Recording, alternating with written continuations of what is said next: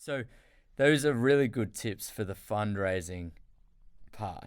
But what about once they've raised the capital? Do you have any sort of tips on the deployment of the capital? Maybe diving into, say, metrics. We've seen a lot of companies go on a sort of growth at all costs trajectory previously. Now, I suppose they've fallen almost out of favor. People aren't judging companies by how many employees they're going to hire over the next 6 to 12 months, or the number of customers that they're onboarding each day. There's a lot more of a focus on, say, customer acquisition costs. What are your views on metrics and the deployment of capital? Sure. So I know we had a chit chat about this a little while back, and I gave you a silly analogy, but I'll probably use it again. Sure. The main thing I want to make the founder aware of is understand the market that you find yourself in. Yes. In expanding economies, there is a kind of a winner takes all strategy, a grow at all costs, and whoever the last person standing will either just gobble up the market from a consumer or perspective, or they'll gobble up their competitors. Yes. Obviously, we've got anti-monopolistic laws in place to stop that from being too damaging, but it's just a fact of the matter. The larger you get, sometimes to acquire a larger share, you'll take some of your customers. Yes. But understand the market that you're in. Is it a market flooding with capital, or is it a market dry like the desert? And so the example I gave you last time, I think, was look at it in the natural world. What do you see happen in a jungle where resources for growth are abundant? So sunlight, nutrients, and rainfall. All of those things are abundant, and so what happens? Everything grows sky high. But why is it growing sky high? To squeeze more of those resources out of their competitors and into themselves. Yes. Trees grow bigger roots, so it commands more of the nutrients from the soil and more of the water. Trees grow higher, so that they're the ones that capture the sunlight. That is the fight for survival in a high resource market. But in contracting markets where your resource, and I'll use the natural example again, where maybe water is not easily available, maybe there's a lack of topsoil, maybe the nutrients in the ground aren't that good. So, for example, a desert, what type of plant or animal do you see proliferate out there? Well, one of the obvious kind of token ones is a cactus. Yes. Cactus are extremely efficient with resources. They can go a long time without a capital injection, water. They can survive in relatively dry earth where there's not an abundance of, say, customers. My analogy does fall down on the sunlight aspect, but we're just going to have to give me some artistic license for that. And so in the non-natural world, in a deeply unnatural world, a limited company, or a PLC or an Inc. or whatever you are in effectively a imagined organization, a corporation, you have exactly the same things. Yes. Expanding markets, grow at all costs, hire as many employees as you can to ensure that your product is in better shape and constantly improving compared to your competitors. In a contracting economy where resources are becoming more and more scarce, ensure that what you are doing with your resource is for the health of the long term of the company. Crucially, the first thing you need to ensure is survival. If you don't survive, you will never be able to get through survive till the good times. And just being a little bit more careful about your capital and understanding you're raising from people who want to hear that you are thinking about the worst case scenario, because nobody wants to invest X into a company that splurges it all at the wrong time and goes bust, a year before the the good times were rolling in again. Absolutely. And just thinking about sunlight, I think sunlight could be interest, because there's always interest in products, whether it's in a good time or a bad time, but interest doesn't necessarily correspond to then, let's say water. So yeah, the sunlight doesn't correspond to water, or capital being around, or the topsoil being correct. So hopefully that's that can complete that rounds the analogy. Yeah.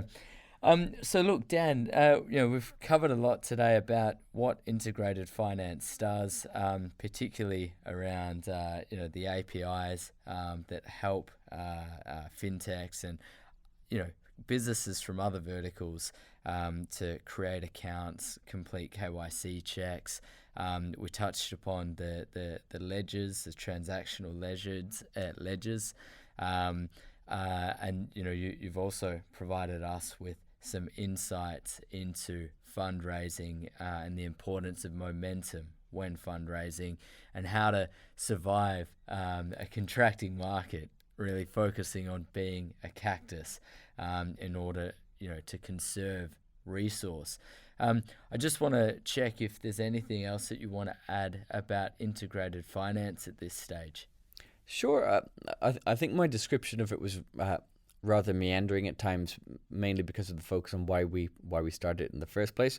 But just to hammer home, we're a core that connects to banking as a service platforms and the auxiliary tools that a entrepreneur needs in order to go to market. And being specific, we get you to market with all of the table stakes stuff that is necessary for you to go live. Yes. But it's not going to give your customer a reason to use you. That's where we want you to pour your energy. So what do you need to go live? Most fintechs want to present bank-like experiences. So we connect to account issuers, Currency Cloud, Railsbank, Clearbank, LHV, and another of other partners who enable the generation of a bank account for an end user, whether it's a business or an individual. Yes. We speak to processors if you want to create cards and debit those accounts through processors. One of our preferred partners that we're working on building an integration with right now is GPS. But taking a step earlier than that, we also do the validation of the individual that you might want to provide this financial service to. So we have ongoing relationships with a number of KYC providers in the space. Once you've KYC'd them, generate an account in our system, and potentially used one of our partners to issue a debit card, you're probably going to want to monitor the behaviors of that individual, because even they're not a bad actor on account creation, it doesn't mean they might not become a bad actor afterwards. So we are currently building an integration with Comply Advantage for a lot of the features that they help to mitigate the risk of use of those accounts. Yes. And like boiling it all down, we generate accounts. We allow you to make payments in and out of those accounts through the banking as a service platform of your choice, or banking as a service platforms of your choice. We handle currency exchange. So if you're generating an account in euros and sterling, perhaps you want to offer a service where someone can convert, or a system will process all of the logic that allows that, one, to happen, and two, for you to generate a revenue on it. And then we orchestrate the flow where you're sending data across multiple institutions, whether it's onboarding, then generate account, then release payment, and then screen the payment. Yes. We orchestrate the information that flows through your system so that all of those disparate systems can work in sync. Fantastic. And the idea is we worry about that so you can give a reason for your customer to need all that. Yes. Excellent. So you're really helping them go full circle. You're helping the fintechs go full circle and focus on, why they want to serve customers. Exactly. Aggregate the ingredients and assemble them. You worry about what the ultimate recipe of those ingredients is going to be. We'll just make sure they work. Excellent. Excellent. And Dan, any final takeaways for founders or CFOs, or even people who aren't necessarily founders that are watching the podcast? Sure. So, I suppose a couple of things. We are one of our business has 4 founders, and the most natural thing you can do when there's 4 founders is go, okay, 25, 25, 25, 25 of the company. Mm-hmm. But that's a really stupid thing to do. If you're going to go into business with people, you need to be able to have hard discussions with each of the most important people in making that company a success. Mm-hmm. So have the hard discussions early. Is one founder going to be putting in money and the rest are going to be taking sweat equity? Mm. Is one going to be doing this full time and the other is going to be doing it part time? What do we think the independent value of everyone is, and what can they bring to the business? You need to have those discussions so that you get some kind of alignment on ownership structure. Yes. Because I've seen so many founders get into rapidly deteriorating relationships with their co-founders because one person feels he should be getting more, or one person feels somebody else should be getting less, and those are probably fair assumptions, but you need to have those discussions before you go into business with somebody. If you allow those sorts of things to go unaddressed from day one, you're asking for a deterioration of trust in the most important components of your business for you to be successful. So one, sort out your cap table and don't just go 50-50 if you really think it's not 50-50. Yes. And then the second thing is, if you are a sole founder, again, you can ignore everything I said there because you get 100%, but it's extremely tough. Entrepreneurship it's basically an uphill battle. There's an assumption that founders have the life of Riley and they can command armies of people to do stuff for them. The reality is it's an inverted pyramid where all of the problems roll down to the founders. Yes. And so ensure you have somebody who understands your problem that you can confide in and blow off some steam with. I've certainly benefited from the 2 companies that I founded in moments of high stress, being able to offload on someone crucially who understands the problem.